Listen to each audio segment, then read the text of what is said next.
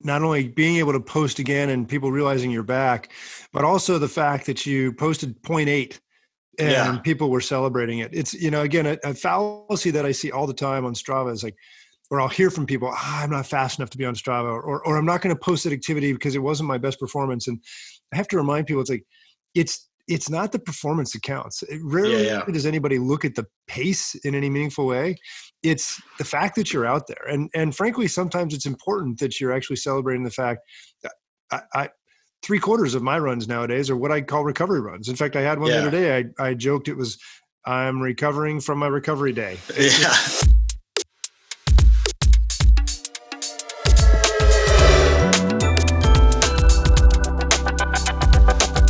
Hey team, welcome to another episode of the Run Healthy podcast brought to you by Recover Athletics. There was a time when running was literally the world's simplest sport. No rules, no fancy equipment, just you, a pair of shoes, and the road. Then gradually every aspect of running seemed to grow a computer. Now you can go for a run with a GPS on one wrist, a pulse oximeter on the other wrist, and an AI-powered run coach in the sole of your shoe pumping technique advice into your Bluetooth headphones. But what role should technology play in running? How does transforming the sport into a technologically integrated and socially networked pastime change the dynamic and affect our health as athletes? Obviously, I don't have all the answers, but today on the show, I sit down with Mark Gainey, one of the founders of Strava, and dig into what we can all learn about healthy running in a connected world. It's exciting to have you on the Run Healthy podcast. We like to start out with an abstract question, and this is so. I once watched a speech called "The World's Most Connected Human." It was about a Silicon Valley developer who basically digitized and socially networked his entire life, everything from the food he ate to the places he walked and went and lived and worked. I imagine that you might be in the running for the world's most connected athlete, as you've been tracking almost every endurance activity you've done since 2009. What's it like to have such a long record of your sporting endeavors? It's a blessing and a curse. That's the honest answer. It's zero regret. I'd much rather be connected the way I am, but not so much because of my record of activities, but because of the way in which I end up connecting with so many other people. That's really the joy that comes out of it. But trust me, I've spent 10 years. If anybody who's familiar with Strava, they'll be familiar with the acronym KOM. Sure. And I've spent 10 years just losing KOMs on a pretty consistent weekly basis. That makes sense. So you would have set pretty much all of them, you and your founding team, and then just boom, boom, boom, boom, they just fall. Exactly. Yeah, exactly. I'm down to, I may have my driveway at this point, although I'm sure one of my boys has actually taken that from me as well. So on the one hand, when you're connected that way, you're humbled on a pretty consistent basis. But the flip side is once you connect with others. Totally.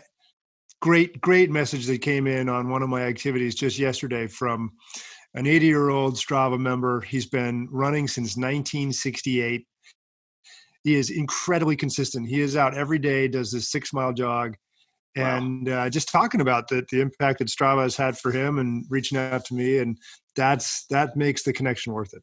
Was he one of the first users, or is that someone who's just been along for the ride for long enough to be in your sort of inner circle of people who you've been following?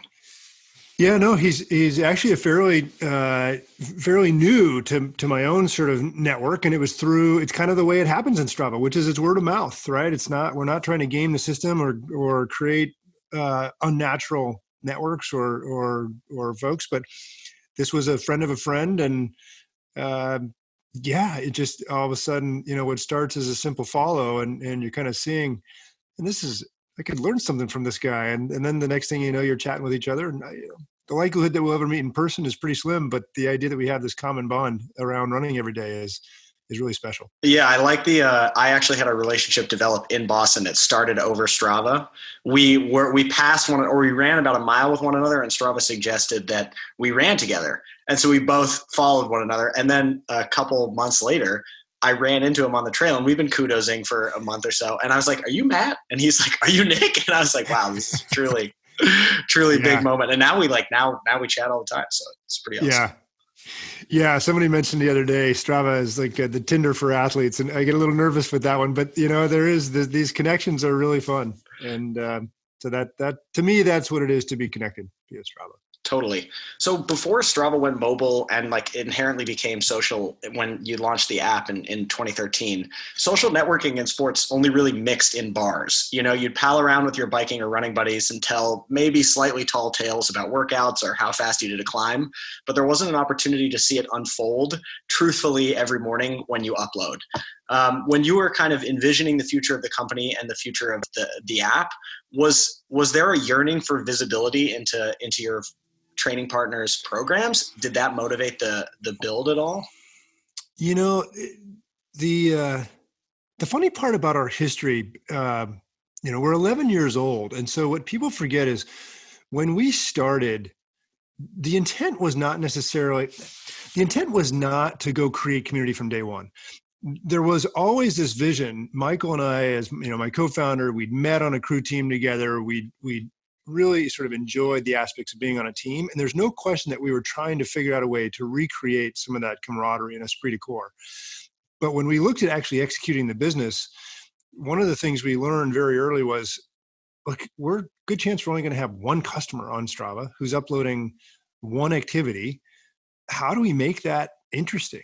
And Sure. So what people forget is that a lot of what happened in the Strava early days was just trying to be creative and entertaining with the data that you shared every time that you went out on a run or a ride. In fact, it was just cyclists then, so it was just rides. And creating that utility, creating that need that, okay, I'm going to come back. And it was only as we got to know our cycling community in the early days of Strava that we began to appreciate how important it was to be able to compare my ride to my buddy's ride. And so we started to look at very sort of authentic ways to create that comparison opportunity. It actually started on climbs only, and then climbs became segments, and segments became leaderboards. And what you saw was this very natural evolution of what is today now a global community, where we're the first to acknowledge like the strength of the Strava experience is not any one feature, but rather just sort of this global group of people who are really passionate about their sport or sports, multiple, and love to trash talk, love to kudo, love to high five, love to celebrate, love to compete. But we had to grow into that. It wasn't necessarily, oh yeah, from day one, let's go create it. Because to your point, even the phrase social network, it didn't exist Facebook was in its early days when we launched in 2009. Yeah, I think I would have had my first Facebook account probably right around the time that Strava was coming around. So like the Strava feed right now feels a little bit like the early wall on Facebook, like that truly utilitarian, you see exactly what's happening. But I'm sure those two things did not show up at the same time. No, they did not. And we took some cues from what we were seeing from social networks, but I think in many respects where we're grateful is just that the likes of a Facebook or an Instagram or others, I think what they helped people understand that there could be value in sharing information. Totally. And then Strava was able to simply recognize that actually athletics and activity and being outdoors was one place that, at least amongst a shared passion community, that works really well. Yeah, I think that for me, like my life is definitely better because of the pro runners that I follow on Strava. I get to see what they're doing, and that sort of context, especially since a lot of them live nearby in Boston, you can see them like, okay, that guy, I'm number 159 or 259 on this leaderboard, but he's like cutting for that segment. I mean, did the arrival of pro athletes to the platform, was that something you guys anticipated, or did that something that just occurred one day and all of a sudden everybody started to follow, like Phil Gaimon or one of these guys? Right. Yeah, exactly. No, it's so we've had a funny history with pros. We did some creative things early on with the cycling community, given that was the first vertical or the first sport we started in, where like I remember we had a fun competition. We worked with a US professional cycling team that was trying to build out their team.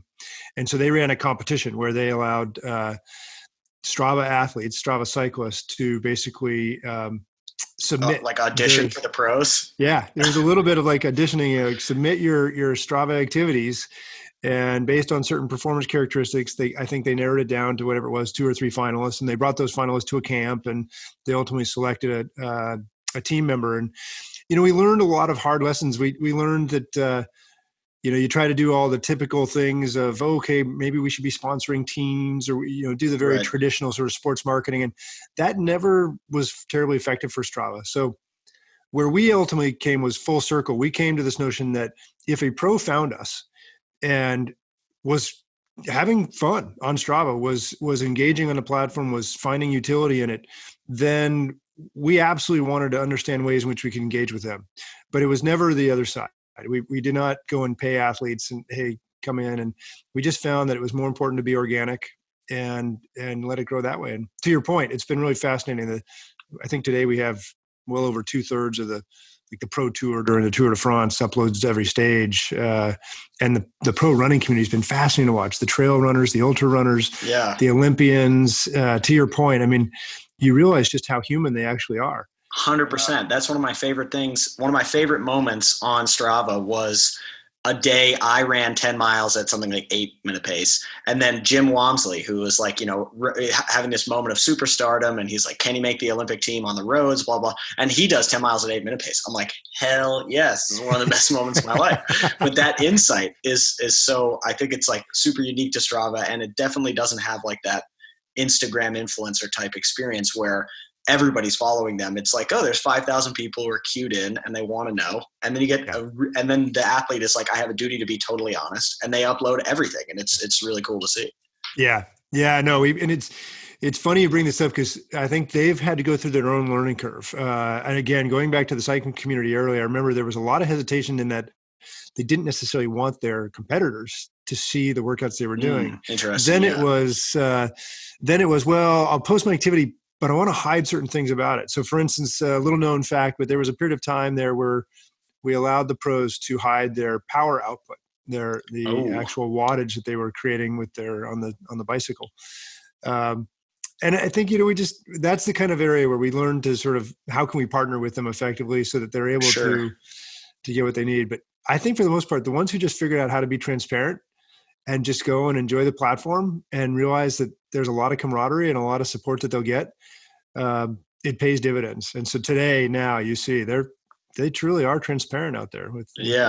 One of our first interviews was with Molly Seidel, who's one of our good friends, and has definitely had that moment of like superstardom that's arrived with that great race. And they posted, I think it was on the Strava blog, that they had the last workout she did before the race, and then the race. And it was like 200 kudos. And it was like, this was terrible. Like, I'm nervous for the race. And then it's like, oh, well, USA flag was the caption. I was like, that's a pretty good moment. And then that was like 5,000 kudos or something. 5,000 kudos. Exactly. No, that's these moments in time are captured in all these different ways. Yeah. So, and with all those workouts and that data that you guys have captured, I know that Strava has done some really interesting things with that data. I mean, you have 50 million athletes now. I know that was a milestone that you just crossed. And with Strava Metro, you guys took data and helped cities optimize urban planning.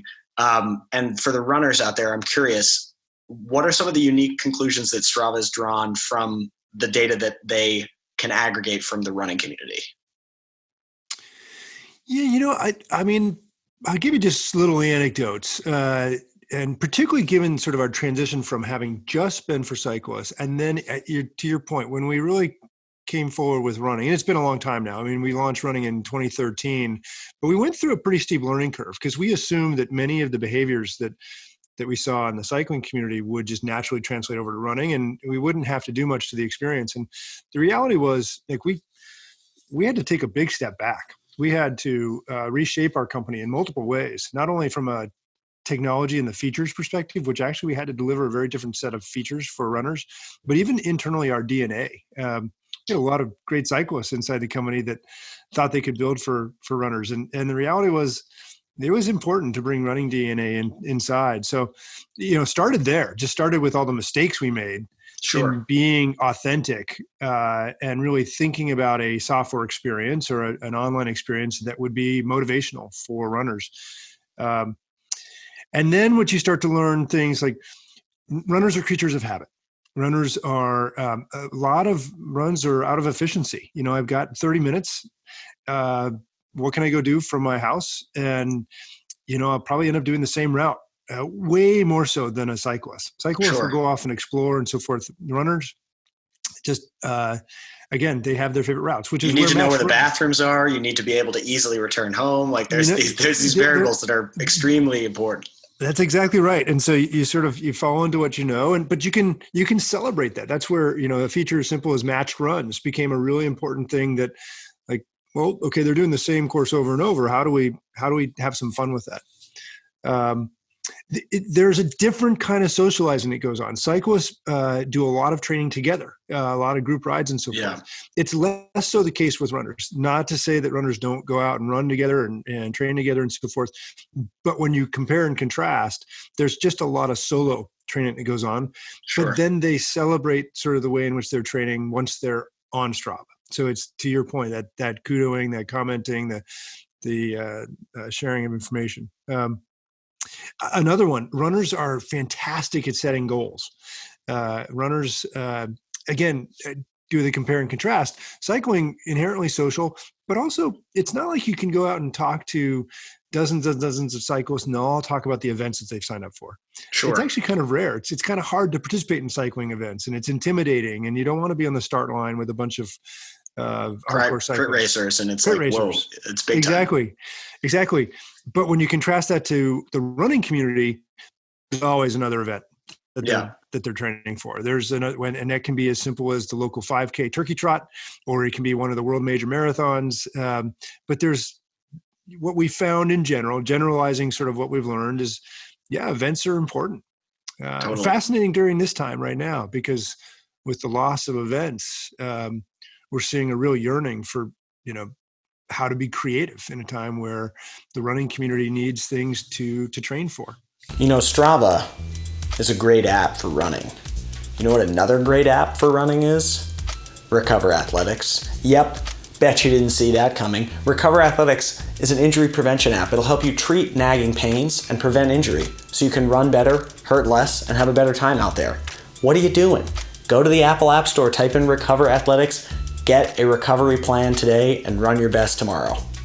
Boom. And now back to the show. Yeah, I think we ran a quarantine marathon from one of our Strava clubs that got some traction based on like the fact that everybody wants a training group during the quarantine and everyone's training groups are gone. And that experience was really cool. I mean, just using Strava as the jumping off point to have a meaningful digital event was super fun. Yeah, that's exactly. It's nice to know that we can kind of play some role in that, because again, to your question, it is inherent in running is we just kind of want that next thing. Yeah. Another thing that feels super inherent to running, and something that you and I have talked about a couple of times, is the injured population. So you mentioned that there's a group of athletes that's sort of always like, there's some people go in, some people go out, that go from uploading like 5 to 7 times a week and then not uploading for a few months. And you realize that those were likely people who were dealing with injuries. Can you tell me a little bit about like how you discovered that population and what Strava's learned from them? Yeah, I mean, and again, it's probably more anecdotal than we'd like. It's not as though we've been able to quantify this in any sort of meaningful way. But one of the beauties of Strava is that we don't see a lot of members who try it and then disappear, or at least they try it for an extended period of time and then they're no longer with us. There's plenty of folks who, it just isn't for them and they move on. That's fine. But those who are with us and then disappear, there's usually a reason. And what we've learned in surveying or just in talking anecdotally to folks is, yep, sure enough, and particularly running is all about injury, just maintenance. Can you sort of minimize it? And so I think it's not that we've solved for this yet. It's we've got all kinds of our own sort of therapy groups, even inside our office, of 180 people, where there's different channels where people are commiserating with their Achilles injury or that hamstring that's been bugging them. But I think just acknowledging that, training takes on lots of different, it takes on lots of different views, or what's the word I'm looking for, modes. And, sometimes training is rest, it's recovery, it's it's taking those few days off, and we've been really careful with thinking about how we motivate people. We don't want to motivate anybody to go out there and push so hard or for too long a period of time Totally. that they end up missing the whole purpose. Yeah, one of my favorite things about Strava is when I got injured, the most support that I felt from my followers and the people I followed on Strava was my first comeback run. Like I had been gone for a long time, and then I was like, I'm back, and it was a mile point eight. I was like, basically, it was like run walk mile point eight, and then everyone was like, oh, like good to have you back. And I think that experience is definitely important from the athlete's perspective. It's like getting to post again is good. Yeah, Nick, it's a great point. And not only being able to post again and people realizing you're back, but also the fact that you posted point eight and people were celebrating it. It's, again, a fallacy that I see all the time on Strava is like, or I'll hear from people, I'm not fast enough to be on Strava, or I'm not going to post that activity because it wasn't my best performance. And I have to remind people, it's like, it's not the performance that counts. Rarely does anybody look at the pace in any meaningful way.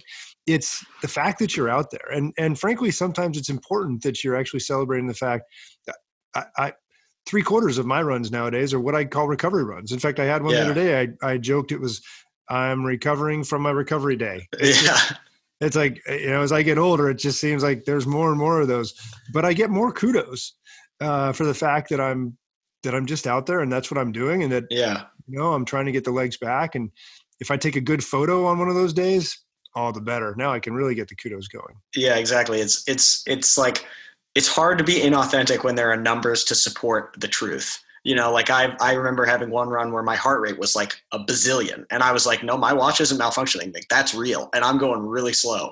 And I was just like, I don't know what happened, but that's what it was. And people, I think, respond to that authenticity. Yeah. Yeah, we've tried really hard. It's, you were asking earlier about the pros and so forth and why we felt it was so important for them to just naturally come to Strava. And if it works for them, great. I think we've always taken a position, even if you look at our marketing materials, we've never used anybody other than just Strava athletes in our materials. And it's because we want this to be the unbridled truth. We want this we're celebrating the journey. And sometimes it's muddy. Sometimes it's slow. Sometimes it's painful. Sometimes it's bloody. Sometimes it's just ugly, but that's kind of what makes it fun. That's it. And if Strava can kind of help you capture that and then, kind of get the support around you need to kind of get through it, then that's a win. Totally agree. So whether or not you guys set out to do it, you're definitely Strava and you and your co-founder and the team has definitely been the leaders or one of the leaders in the history of digitizing the social aspect of sports. So before Strava and before companies like yours, athletes weren't necessarily connected in this way. And I think that everybody stays because it's good. You don't stay with an experience if you don't like it, unless it's like, there's some odd cases, but for the most part, like you stay on Strava because the experience of being on Strava is good. And I just wonder, like, what have you learned about the role of technology in inspiring positive change in communities like cyclists, like runners? Yeah, it's, there's a fine line that we've tried to be really careful with Strava, and plenty of places where we've made mistakes along the way. But I'll go to some basics. So we've used the word authenticity a number of times in this conversation. I think that that's an important piece of this. Technology aside, and authenticity isn't just trying to understand the needs of our athletes. It's being transparent about what we're trying to do and how we're trying to do it. It's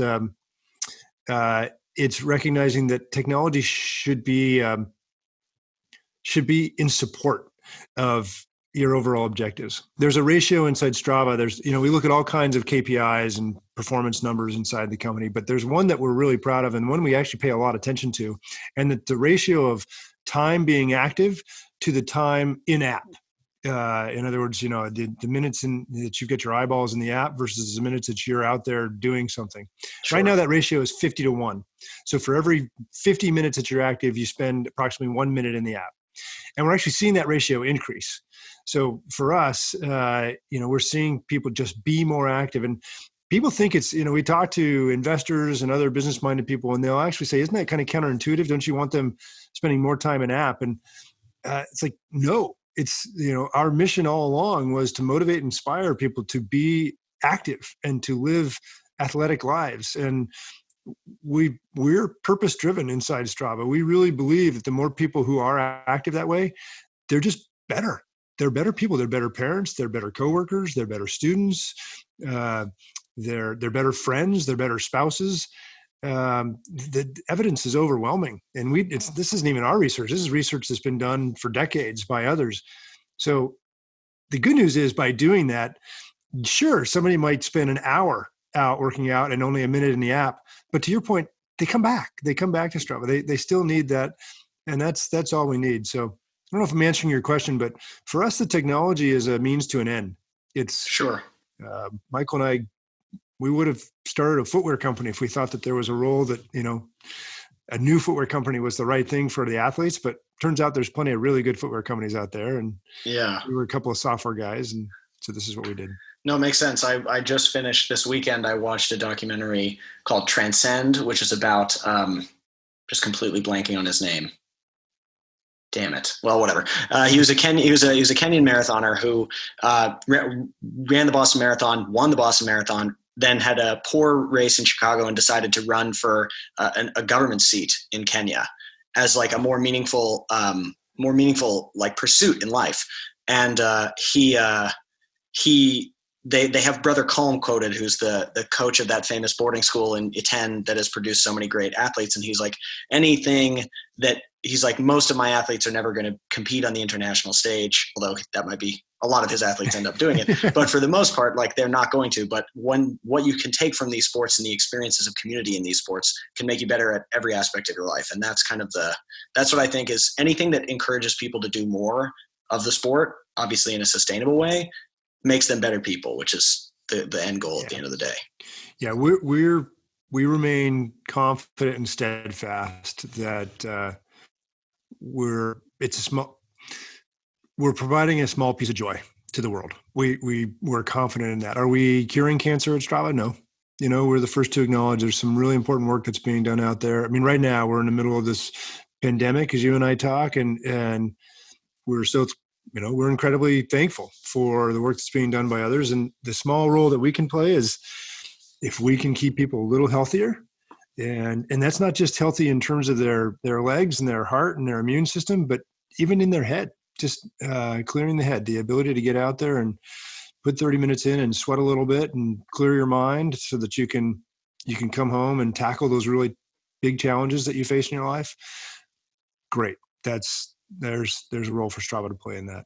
Yeah, that makes perfect sense. So thank you so much for joining me. The last question I have is for the runners out there. Any new features that you can tease? Anything that's coming around the mountain that the runners are going to get excited about? Well, I don't know when you're going to be airing this, but I would not for a couple weeks. Not for a couple weeks. Maybe a month. Okay. Well, I will just tease that. We know how important segments are to our community. Sure. And we are deeply committed to the ongoing innovation in segments. Okay. And that that's it's core to the Strava experience. Anybody who's familiar with Strava will know that segments, they have a way of sneaking up on you. And the next thing you know, even on those recovery days, you got to be careful because there's something about a segment. But we're excited about ways in which we can continue to make those really fun. All right. I'm excited. That makes me feel like I could one day have a shot at one of the segments. And in Cambridge and in Boston, you had to be a 4-minute miler to get a crown. If there's a new way that I could be in contention, I'm excited about that. So we love the idea of innovating in our core competencies. Yeah. Super cool. Well, listen, Mark, thank you so much. This is really fun for the nerds out there, for the people who are spending their time dissecting the pros, dissecting their friends' workouts. I'm sure they've learned a lot. So this has been super exciting. Thanks so much. Anytime, Nick. It was fun. Hey guys, thank you so much for listening and for supporting us. We really appreciate it. I hope you enjoyed this episode. Mark, not a professional runner, not an Olympian, but has a really interesting perspective on a healthy running and healthy life. And we want to bring people to the table with those kind of perspectives. So if you have ideas for other people that you think we should interview, please don't hesitate to reach out. We would love to hear from you guys. We'll see you on the next show, same time, same place.